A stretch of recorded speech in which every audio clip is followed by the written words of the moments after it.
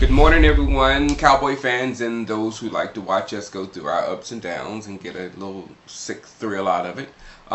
If you hear anything banging or anything like that, my nursery is getting painted and everything today, so just disregard any kind of noise that's behind me. All right, what am I going to start with today? Oh, Trent Richardson to the Colts. What, didn't that hit you like a ton of bricks? I was, in my Madden league in the chat talking to people, and somebody said, oh, Trent Richardson to the Colts. And I thought, somebody had made a trade on Madden that, sent Trent Richardson to the guy who owns the Colts. And I was like, he's not going to do anything anyway with him. But then I went to NFL Network and I saw Trent Richardson to the Colts. And I'm like, what? You rarely see someone that just got drafted to get traded that soon. So there's something, must have been something there. I know they're talking to some, Browns players that said he needs some work to do before he gets to be a big guy in this league or whatever. So we'll see what happens. But the talent that the Colts have just accumulated on their offense is absolutely staggering. The young talent. So my dad is a Colt fan who makes me mad. So we'll see what happens in that football team with Andrew Luck and Trent Richardson running the ball. I guess they do not want the same thing that happened to Peyton Manning when he never had a running back and he still had to do everything himself and take him to the Super Bowl himself and win the Super Bowl himself and all that kind of stuff with no defense and no running game. But now they're trying to put it together where Andrew Luck will have a running game to utilize with his attack. I'm interested to see how that works out, man. I really am. All right, tonight, one more thing. Tonight, Chiefs versus Rams, and I'm going to be watching. I know all you're going to be watching. I'll be live on my Twitter, and we'll be watching that game just to see. I mean, I'm not saying if Philadelphia beats the Chiefs, it don't mean that Philadelphia's going to beat us unless they blow them out or something like that. But I just want to see where those two teams are at, when they face each other, because we have to face one twice, and one of them was pretty tough against us. So that's an interesting game. All right, let's go to the Rams again. To be honest with you, I was worried more about the Rams than I was about the Chiefs, because the Rams have embodied their coach, Jeff Fisher. They play tough, they play nasty, they play mean. It's a different Rams football team. I know I'm going to get it like I got it last week. It's just the Chiefs. It's just the Rams.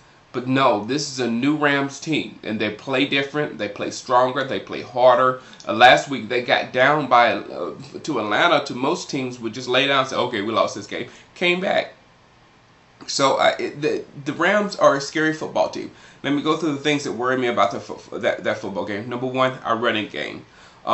The Rams possibly have one of the best front four right now. Their defensive line, I've been crying about their defensive line for years. Their defensive line is studly. It's absolutely studly.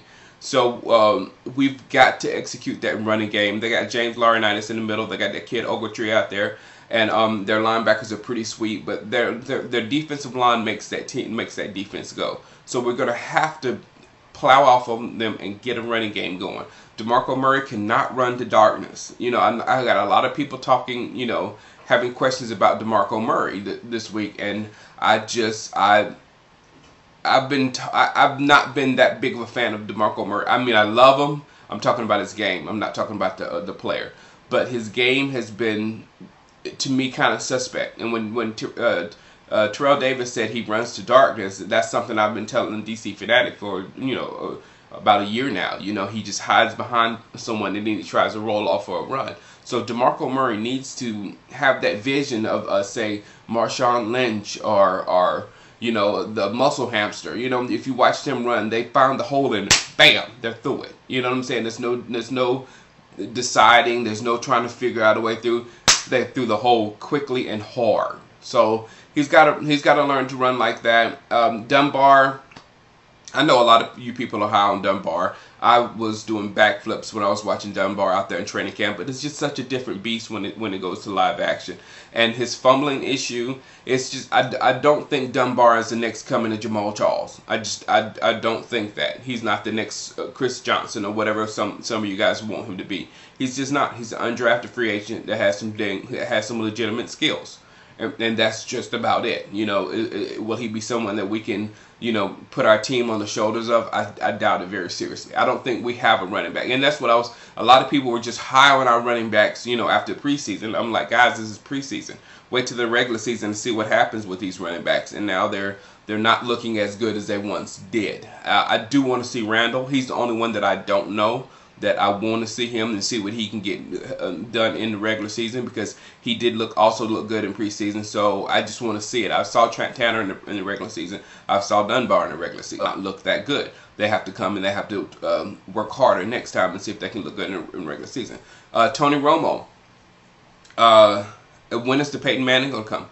We heard lip service all summer, you know, after that horrible game versus the Redskins, you know, that no one wanted to blame Romo in the Cowboy Nation, which no one ever wants to blame Romo for anything. Then we got all kind of lip service about how great he was doing and how he's going to be the next Peyton Manning.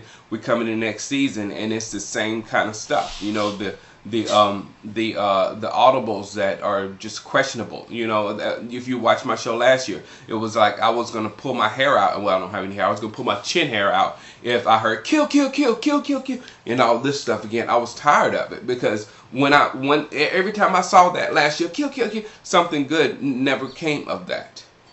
So I'm worried about Tony Romo. As far as that, I want him just to be a bus driver. He has a golden arm.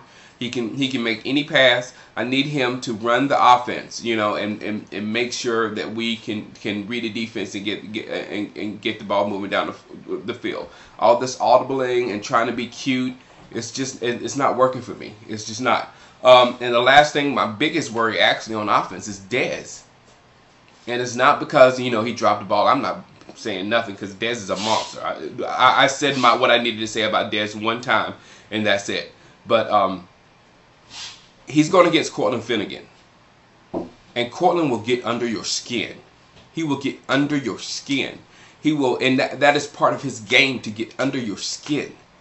So we're going to have to make sure we take care of Dez and make sure that he stays calm down and does not, you know, blow up on the sidelines or blow up on the field or whatever, and have Cortland Field jumping up and down like he did Andre Johnson a couple years ago. The defense, not as many worries. The defensive line, they play well for the most part. The thing I was worried about, like last week with the defensive line in the fourth quarter, that's when my worry is we don't have that many studs on the defensive line.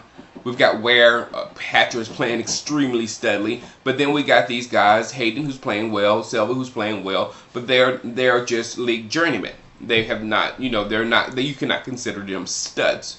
But when you have the fourth quarter, like with Kansas City, and if the whole world, Kansas City knows they're running, we know they're running, everybody in the stadium knows they're running, everybody watching TV knows they're running, everybody knows they're going to be running because they have the ball with four minutes left to go in the lead, and we couldn't stuff them. That's my worry. That's my worry, because at those times when the big guy, the studs, that's when they make their money. You know what I'm saying? We know you're going to run. You're not going to come through us. But they did. They ran. And if Jamal Charles had run out of bounds, then we would not have gotten the ball back. You know, so that worries me about the defensive line. There's one more thing worried. I'll come back to it in a minute. The linebackers are starting to worry me a little bit with how they catching the scheme. With ability, man, Bruce Lee is my favorite linebacker combination in the league. What are you talking about? But it seems like they're slow catching up the scheme. Lee got burnt horribly, you know, for that touchdown last week, and he just doesn't seem like the Sean Lee of last year that was blowing up every single play. You know what I'm saying? So I want to see that from my linebackers again. As far as cornerbacks, you know, I said something about Mo, and I stand behind it. Simply because everybody was like, what is Mo doing wrong? It's not what Mo is doing wrong. It's what he needs to do right. It's what he needs to go over the top. Mo Claiborne needs to be our #1 cornerback. Brandon Carr is the #2. He's always been a #2, and he needs to be a #2 on a football team. He's not a #1 cornerback.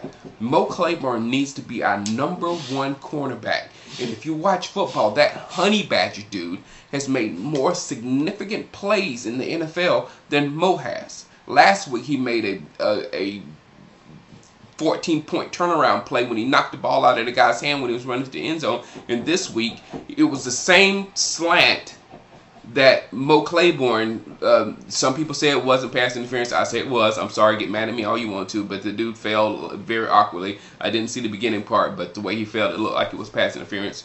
But Honey Badgers had that same play, and he allowed for the catch. Why did he allow for the catch? Because the first down line was way over there. He allowed for the catch, and then he took him straight down. Game over, and walked out off the field. Game over. Didn't try to be cute. Didn't try to knock the ball out. There was no need for that. All you needed to do is tackle him before he got a first down. And he has the wherewithal to be able to think like that on the quickness. And we need to see big plays from Mo Claiborne. That's what I'm talking about. He was a 6th overall pick. We need big plays from him. And safety, I don't know. Well, we're not good at safety. We're just not. I mean, just hope they don't throw the ball to the middle field. So the Rams team, again, I expect us to win this one, but it's going to be even harder than last week. And if we come out with a victory versus the Rams, the whole Cowboy Nation should feel a lot better. All right? Enjoy the game tonight. Peace out.